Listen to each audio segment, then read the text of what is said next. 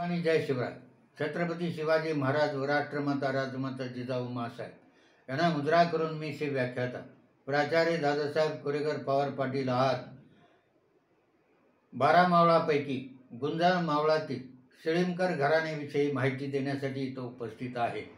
गुंजावणीच्या खोऱ्यामध्ये गुंजन मावळामध्ये वसलेलं हे शिळीमकर घराणं आणि पिढीजात यांच्याकडे त्या घराण्यामध्ये गुंजन मावळातील देशमुखी होती. गुंजन मावळातूनच गुंजावणी नदी वाहते आणि पुढे ती नीरा नदीला मिळते. या खोऱ्यात उगम पावलेली ही नदी जेव्हा नीरा नदीला मिळते तेव्हा या नदीचा प्रवास पूर्वेकडे व्हायला लागतो आणि अशा प्रकारे या खोऱ्यामध्ये जवळपास 81 गावं आहेत. त्या गावापैकी आंबवणे हे मुख्य गाव या खोऱ्यातील असून काही गावे वेल्ह्यात आहेत आणि काही गावे भोर तालुक्यात आहेत. शिळीमकर देशमुख हे स्वराज्यामध्ये सुरुवातीच्या काळापासून सहभागी होते. छत्रपती शिवाजी महाराजांना पुरंदरच्या पहिल्या लढाईमध्ये ज्यांनी उत्तम प्रकारे मदत केली ते बापूजी आणि हबाजी शिळीमकर यांनी मोठा पराक्रम गाजवलेला होता. तेव्हा अशा प्रकारे सुरुवातीच्या काळापासूनच हे घराणं महाराजांच्या बरोबर होतं आणि स्वराज्याला यांनी खूप सहकार्य केलं. 12 मावळातील देशमुख जेव्हा कान्होजी बाबा जेजे आणि बाजी पासलकर यांच्या नेतृत्वाखाली जमा झाले तेव्हा अफजल खानाच्या वधाच्या वेळेलाही हे घराणं महाराजांच्या बरोबर होतं आणि त्यांनी अतिशय उत्तम कामगिरी यामध्ये केले. खरं म्हणजे हे पाहता घराणं जावळीच्या मोऱ्यांचे नातेवाईक आणि असं असून सुद्धा जावळीचे मोरे त्यांना उपद्रव देत होते. कारण हे गुंजावणीचं खोरं हे जावळीच्या मोऱ्यांच्या प्रदेशाला लागून, पण जावळीचे मोरे नातही विसरले आणि ते त्यांना उपद्रव देऊ लागले. ही बातमी महाराजांच्या कानावर गेल्यानंतर महाराजांनी त्यांना अभय दिलं, परंतु मोऱ्यांनी त्यांचा गैरसमज करून दिला की तुमच्या आणि आमच्या वतनाच्या भांडणामध्ये महाराज शिवाजीराजे हे फायदा घेतील आणि तुमचं वतन हडप करतील. त्यामुळे त्यांच्या मनामध्ये संभ्रम निर्माण झाला आणि संभ्रम निर्माण झालेली ही बातमी शिवाजीराजेच्या कानावर गेली. तेव्हा शिवाजी महाराजांनी त्यांना निरोप दिला की आम्ही शपथ घेऊन सांगतो, महादेवाची शपथ, शंभू महादेवाची शपथ आणि त्याचबरोबर आऊसाहेबाची शपथ घेऊन सांगतो की तुम्ही निश्चिंत राहा, तुमच्या वतनाला आम्ही धक्का लावणार नाही. आणि मग शिळीमकर मंडळींना खात्री पडली आणि ते महाराजांच्या बरोबर राहिले. पुढं महाराजांनी ठरवलं की मोऱ्यांचा उपद्रव थांबत नाही, त्यांना एकदा धडा शिकवलाच पाहिजे आणि मग महाराजांनी फौजा गोळा करायला सुरुवात केली. आणि त्याचबरोबर महाराजांच्या कान्होजी जेजे आणि इतर सर्व मावळे यांना घेऊन महाराजांनी जावळीमध्ये प्रवेश केला आणि जावळीमध्ये प्रवेश केला त्याबरोबर जावळीच्या मोऱ्यांच्यावर आक्रमण करताना शिळीमकर घराण्यातील वीर त्यांच्याबरोबर होते. हैबतराव शिळीमकरही बरोबर होते. अर्थात हैबतराव खरं म्हणजे त्यांचा किताब आहे या घराण्याचा, परंतु हैबतराव नावानेच या घराण्यातील वीर प्रसिद्ध झाले आणि त्यांनी महाराजांना खूप मदत केली, जावळी जिंकली. मोरे हरले म्हणून त्यांनी रायरी किल्ल्याचा म्हणजे रायगडचा आश्रय घेतला. आश्रय घेतल्यानंतर बराच काळमध्ये लोटला. शेवटी त्यांना शरण आणण्यासाठी शिळीमकर मंडळी पुढे झाली आणि त्यांनी मोऱ्यांना समजावून सांगितलं की महाराजांची वाद सोडा, तुम्ही महाराजांना शरण जा. त्याप्रमाणे मोऱ्यांनी महाराजांना शरण जाण्याचं नाटक केलं, परंतु ते काही खरं नव्हतं.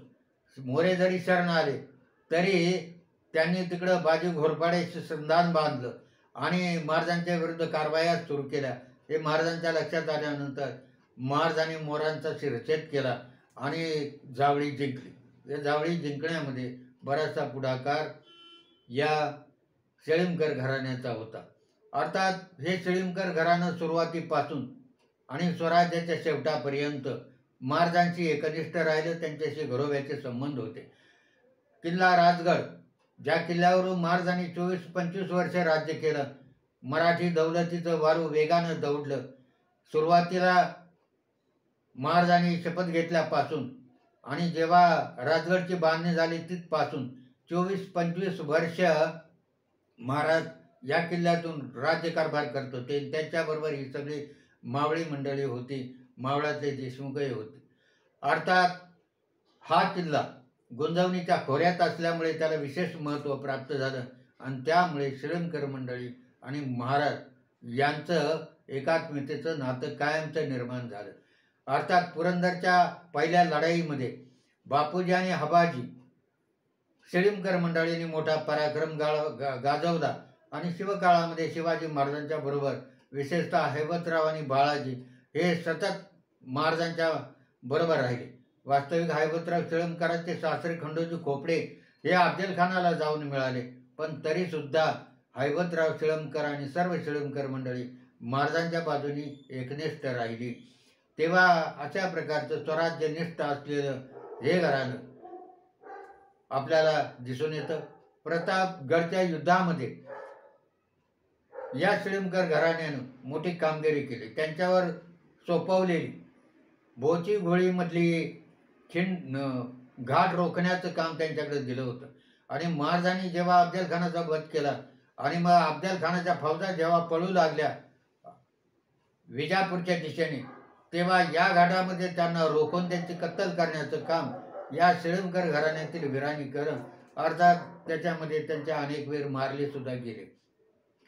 पुढे औरंगजेबानं राजगड जिंकण्यासाठी महाराजांच्या मृत्यूनंतर जेव्हा प्रयत्न केला, तेव्हा संताजी श्रीलंकर हे सुवेळा माचीचे सरनोबत होते.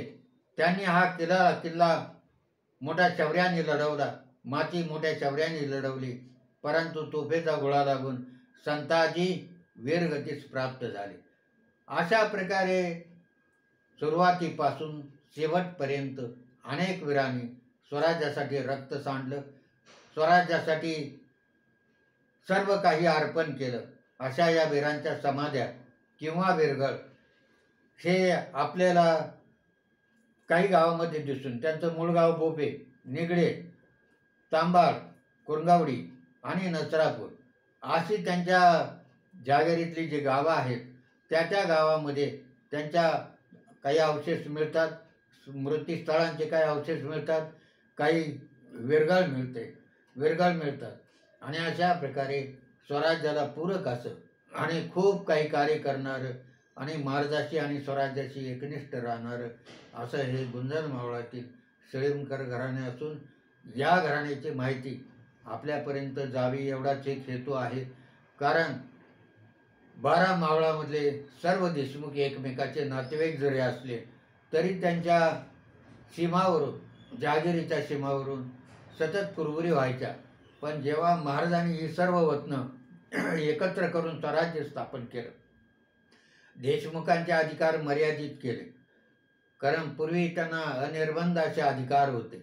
देशमुख म्हणजे त्या प्रदेशाचे राजेच होते. पण छत्रपती शिवाजी महाराजांनी स्वराज्य निर्माण केल्यानंतर आणि स्वराज्याची सर्व सूत्र महाराजांच्या हाती आल्यानंतर त्यांनी या सर्व घराण्यांना काही मर्यादित अधिकार दिले. ते स्वराज्याचे सेवक म्हणून, स्वराज्याचे मालक म्हणून नव्हे. आणि त्यामुळे या घराण्यांनी सुद्धा स्वराज्यासाठी हे छत्रपती शिवाजी महाराजांना अंकित राहून कार्य करण्याची शपथ घेतली आणि कार्य तडीस नेण्यासाठी प्रसंगी बलिदान केलं. तेव्हा अशा या गुंजन मावळातील श्रीलंकर घराण्याच्या वीरांना मानाचा मुजरा करून थांबतो. जय हिंद, जय महाराज.